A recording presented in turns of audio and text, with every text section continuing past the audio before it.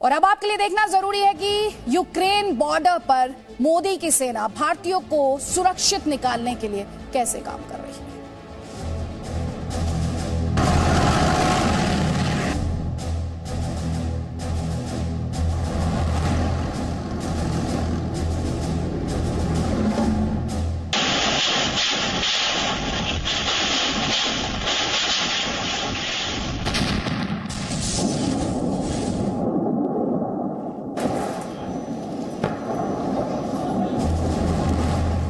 Putin ने दिखाई ताकत, कीव में कयामत।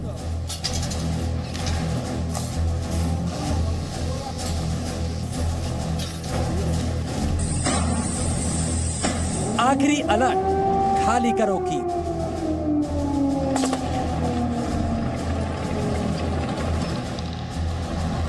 तब सायरन बज रही थी, हम लोग को बोला जा शेल्टर में जा, लेकिन शेल्टर भी पूरा फुल था, तो हम लोग का निकलना ही एक उपाय बचा हुआ था। धमाके जारी, भारतीयों को बचाने की तैयारी।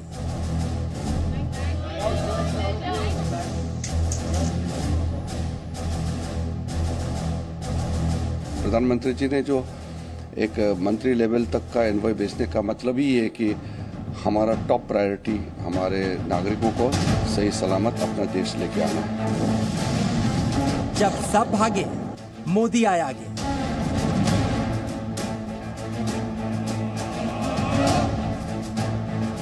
ऑपरेशन गंगा चलाकर हम यूक्रेन से भी हजारों भारतीयों को वापस ला रहे हैं। यूक्रेन बॉर्डर पर मोदी की सेना।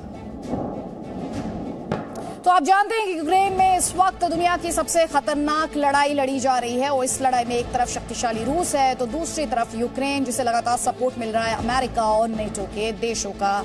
लेकिन इस युद्ध में कोई पिस रहा है तो वो है यूक्रेन में जो लोग हैं। दुखद खबर आई एक भारतीय छात्र की मौत की और लड़ाई शुरू होने के बाद से ही भारतीय छात्रों के बड़ी संख्या में वहां पर फंसे होने की खबरें आती रही। जिनकी वापसी के लिए प्रधानमंत्री मोदी ने यूक्रेन बॉर्डर से लगे देशों में 4 मंत्रियों को भेजा है। वहीं वायुसेना के C-17 ग्लोबमास्टर को भी ऑपरेशन गंगा का हिस्सा बनाने की तैयारी है। गोलाबारी में एक भारतीय छात्र की मौत की खबर जी न्यूज पर हम आपको लगातार दे रहे हैं और साथ ही रूस के हमले तेज करने की चेतावनी के बाद अब भारत सरकार की कोशिश लगातार ये कि भारतीय छात्रों को जल्द से जल्द इस वॉर जोन से निकाला जाए।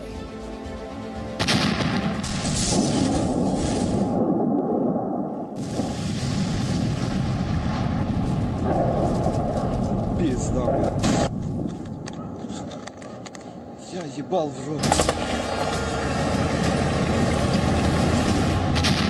यूक्रेन पर रूस के हमले का छठा दिन।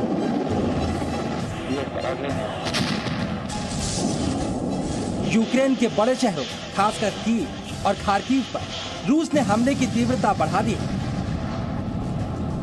इसके बाद यूक्रेन पर हमले की जो तस्वीरें सामने आ रही हैं, उन्हें देखकर यूक्रेन ही नहीं दुनिया भी दहशत में है। यूक्रेन का दावा है कि रूसी सेना खार्किव पर क्लस्टर बम और वैक्यूम बम जैसे विनाशकारी हथियारों का इस्तेमाल कर रही है और कुछ तस्वीरें भी इस दावे की तस्दीक कर रही हैं। खार्किव की प्रशासनिक इमारत पर हमले के इस वीडियो को देखिए। इस धमाके की चपेट में जो आया खत्म हो गया, इमारत भी जमींदोज हो गई। इसके अलावा यूक्रेन की राजधानी कीव की तरफ रूस की सेना का 64 किलोमीटर लंबा काफिला बढ़ रहा है। इस काफिले में रूस की सेना के सबसे घातक हथियार शामिल हैं, यानी कीव के लिए आने वाला वक्त बेहद खतरनाक साबित होने जा रहा है और खतरा उन सभी लोगों को है जो इस वक्त कीव और यूक्रेन के दूसरे बड़े शहरों में मौजूद हैं। परेशान करने वाली बात यह भी है कि अभी भी बड़ी संख्या में भारतीय यूक्रेन के अलग अलग शहरों में फंसे हुए हैं और हालात को बिगड़ता देख अब भारतीय दूतावास ने सभी भारतीयों को जल्द से जल्द कीव छोड़ने के निर्देश दे दिए हैं। इस खबर के साथ ही यूक्रेन में फंसे भारतीयों के परिवार वालों के दिल की धड़कनें बढ़ गई और खार्किव से आई भारतीय छात्र नवीन शेखरप्पा की मौत की खबर सबको सदमा दे गई। इस खबर के बाद एक बात तो साफ हो गई कि अब किसी भी कीमत पर यूक्रेन से सभी छात्रों को जल्द से जल्द बाहर निकालना होगा, जिसकी कोशिश पहले ही शुरू की जा चुकी है। एक तरफ यूक्रेन से लगातार फ्लाइट्स दिल्ली और मुंबई पहुंच रही हैं। भारतीय छात्रों की वतन वापसी हो रही है। जो युद्धग्रस्त यूक्रेन से भारत लौट कर आ गए हैं, उनके चेहरे पर खुशी है, उनके अपनों के चेहरे पर भी खुशी है। भारत सरकार के मंत्री इन सभी छात्रों की अगवानी करने एयरपोर्ट पर पहुंच रहे हैं और वतन वापसी के बाद छात्रों को भारतीय होने पर गर्व महसूस हो रहा है।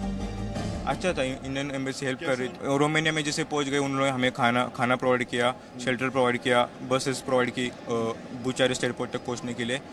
पूरी मतलब सुविधा थी रोमानिया से लेके यहाँ तक। हम लोग इवैक्यूएशन करा रहे हैं गवर्नमेंट, उसमें पहले थोड़ा सा कुछ प्रॉब्लम था, लेकिन अब गवर्नमेंट जो है अच्छा कर रहे हैं। लेकिन चुनौती अभी खत्म नहीं हुई। यूक्रेन में हो रहे हर धमाके के साथ मुश्किल भी बढ़ रही है। 6 दिन से यूक्रेन की सेना को नहीं झुका सके पुतिन ने आक्रमण को टॉप गियर में डाल दिया है। यानी अब सबसे भीषण हमले शुरू हो चुके हैं। ऐसे में यूक्रेन में अब भी फंसे भारतीयों को वहां से निकालना और मुश्किल हो गया। देखिए, सहूलियत ये मिलेगी कि ग्लोब मास्टर से एक बार में 400-500 लोग लाए जा सकते हैं, लेकिन वो भेड़ बकरियों की तरह बैठ के उनको आना पड़ेगा, क्योंकि ग्लोब मास्टर जो है वो एक ट्रांसपोर्ट प्लेन है। आपने देखा होगा कि अफगानिस्तान से जब रेस्क्यू ऑपरेशन हुआ था, स्पेशली अमेरिका का, तो अमेरिका ने भी उसी तरह के ट्रांसपोर्ट प्लेन से किया था। सब लोग बैठ करके सिकुड़ के ज़मीन पे उसके प्लेन के फ्लोर पे बैठे थे। तो सहूलियत यही होगी कि दुगना तिगुनी तेज़ी से आएंगे लोग, लेकिन लोग थोड़ा कष्ट में आएंगे। ऐसे नहीं जैसे एयर इंडिया की रेगुलर कमर्शियल फ्लाइट से, जो चार्टर फ्लाइट बन के गई थी, उससे आए। एक तरफ यूक्रेन में वॉर टॉप गियर में शुरू हो चुकी है, तो भारत सरकार ने भी भारतीयों को निकालने की तैयारी टॉप लेवल तक पहुंचा दी है। इसी मिशन के साथ मोदी सरकार के 4 मंत्री भी यूक्रेन बॉर्डर पर मौजूद देशों पोलैंड, रोमानिया, हंगरी और स्लोवाकिया के लिए रवाना हो चुके हैं या फिर होने वाले हैं। नागरिक उड्डयन राज्य मंत्री जनरल वीके सिंह पोलैंड पहुंच चुके हैं। हरदीप सिंह पुरी हंगरी रवाना हुए। केंद्रीय कानून मंत्री किरण रिजिजू स्लोवाकिया रवाना हो चुके हैं। नागरिक उड्डयन मंत्री ज्योतिरादित्य सिंधिया भी रोमानिया और मोल्डोवा रवाना हो चुके हैं। यूक्रेन बॉर्डर से सटे देशों के जरिए भारतीयों को निकालने में कोई परेशानी न हो, इसके लिए भी मोदी सरकार एक्टिव है। खुद प्रधानमंत्री नरेंद्र मोदी ने रोमानिया और स्लोवाकिया के प्रधानमंत्री से बात की। प्रधानमंत्री मोदी ने रोमानिया के प्रधानमंत्री से यूक्रेन से भारतीय छात्रों को निकालने को लेकर चर्चा की और उनके सहयोग की सराहना की। रोमानिया ने भारतीय छात्रों को बगैर वीजा के प्रवेश दिया है। इसके अलावा स्पेशल फ्लाइट्स को भी अनुमति दी है। प्रधानमंत्री ने स्लोवाकिया के पीएम एडवर्ड हेगर से भी फोन पर बात की। स्लोवाकिया से भी प्रधानमंत्री मोदी ने सहयोग जारी रखने की अपील की है। पीएम मोदी ने स्लोवाक प्रधानमंत्री को यूक्रेन से भारतीयों को निकालने के प्रयास की निगरानी के लिए अपने विशेष दूत के रूप में किरण रिजिजू की तैनाती की भी जानकारी दी, जो अपने मिशन पर रवाना भी हो चुके हैं। तो हमारे वहाँ जमीन पर एम्बेसडर और उनके सारे टीम काम कर रहे हैं, और भारत के और भी प्राइवेट सेक्टर के भी अगर कोई हैं, उनसे भी हम संपर्क में कर रहे हैं। तो एक अच्छा कोऑर्डिनेशन रहेगा। प्रधानमंत्री जी ने जो एक मंत्री लेवल तक का एनवॉय भेजने का मतलब ही है कि हमारा टॉप प्रायोरिटी हमारे नागरिकों को सही सलामत अपना देश लेके आना है। इसके अलावा यूक्रेन से भारतीयों को बाहर निकालने की मुहिम में और तेजी लाने के लिए अब भारतीय वायुसेना भी अपना योगदान देने वाली है। प्रधानमंत्री नरेंद्र मोदी ने एयरफोर्स से कम समय में अधिक लोगों को निकालने के लिए मदद करने के लिए कहा, और अब भारतीय वायुसेना ऑपरेशन गंगा में कई C-17 विमानों की तैनाती कर रही है। यानी अब C-17 ग्लोब मास्टर और IL-76 भी इस मुहिम से जुड़ने को तैयार है। जैसे कि मैंने बताया, इस विमान की खासियत यह है कि चूंकि इससे काफ़ी ज़्यादा मात्रा में काफ़ी ज़्यादा भारी वजन ले जाया जा सकता है। ये ट्रांसपोर्ट व्हीकल होते हैं, इससे टैंक भी ले जाए जाते हैं और इससे और भी ट्रक्स वगैरह ले जाए जाते हैं। तो इससे ज़्यादा से ज़्यादा संख्या में ह्यूमन बींग्स ले जाए जा सकेंगे। जहाँ प्लेन में 200 लोग ले जाए जाते हैं, वहाँ इसमें 500-600 लोग और कभी कभी 700 लोग भी सिकुड़ के बैठ सकते हैं। तो ये सबसे बड़ी चीज़ होगी कि जहाँ अभी 2 दिन में या 3 दिन में जहाँ अभी 1800 लोग ले जाए गए हैं, वहाँ एक ही दिन में दो फ्लाइट करके 1800 आ सकते हैं। चलिए अब हम आपको समझाते हैं आखिरकार क्यों C-17 ग्लोब मास्टर यूक्रेन से लोगों को बाहर निकालने में गेम चेंजर साबित हो सकते हैं। C-17 ग्लोबमास्टर दुनिया के सबसे बड़े मालवाहक विमानों में शामिल है। ये 500 से ज्यादा लोगों को एक साथ लाने में सक्षम है। C-17 ग्लोबमास्टर 75,000 किलो का वजन उठा सकता है और एक बार में 4,500 किलोमीटर की यात्रा तय कर सकता है। C-17 ग्लोबमास्टर इससे पहले भी ऐसे ऑपरेशन में अपनी काबिलियत साबित कर चुके हैं। C-17 ग्लोबमास्टर ने अफगानिस्तान में अशांति के दौरान 640 लोगों को लेकर उड़ान भरी थी। भारतीय वायुसेना ने C-17 ग्लोबमास्टर विमान से भारतीयों को काबुल से 2 बार एयरलिफ्ट किया था।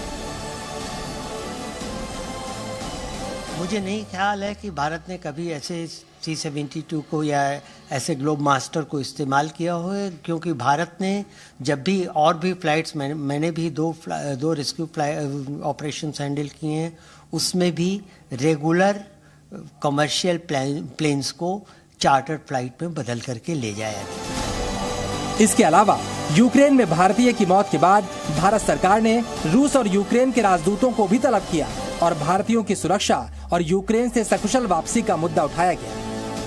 कुल मिलाकर ऑपरेशन गंगा के लिए भारत सरकार ने कमर कस ली है। हालात जितने खराब होते जा रहे हैं, भारतीयों को यूक्रेन से निकालने की कोशिशें भी उतनी तेज होती जा रही हैं। Bureau report, ji media. Presenting B News app, available on Google Play and App Store. Download it now.